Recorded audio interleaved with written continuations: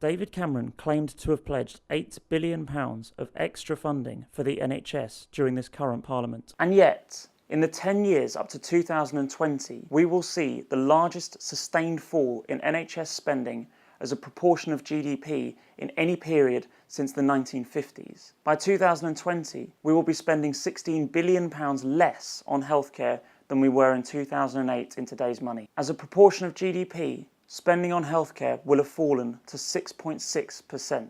In fact, we don't even come close to our European neighbours, with France and Germany spending almost 11% of their GDP on health. As the Financial Times comments, it is little wonder the NHS lags behind its neighbours on performance and treatments such as cancer care. So next time you hear of the NHS deficit, it may be more accurately described in terms of underfunding rather than overspending. Mortality.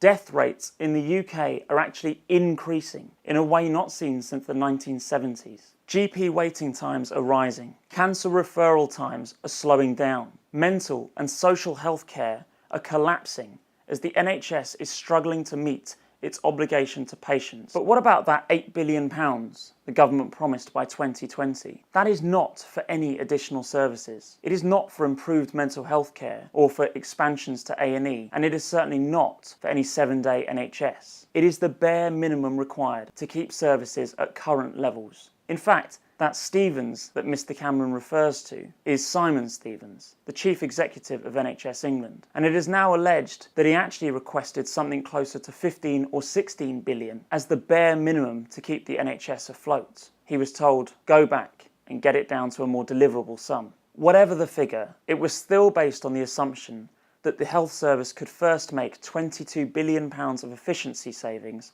by 2020, a task many senior figures in the health service believe is impossible. That means squeezing the NHS further, cutting costs, cutting staff, and cutting the care provided. By the end of 2015, the proportion of patients spending longer than 4 hours in A&E reached its highest level in over 10 years, with the president of the Royal College of Emergency Medicine reminding us that lengthy waits in emergency departments are consistently associated with excess and avoidable deaths, and urgent action is required. GP waiting times are rising. Cancer referral times are slowing down. Social and mental health care are collapsing as the NHS is struggling to meet its obligation to patients, with the financial squeeze tightening its grip.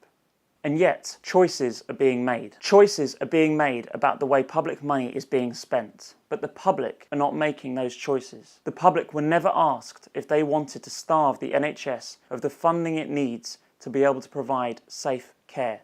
It is time to call the government to account.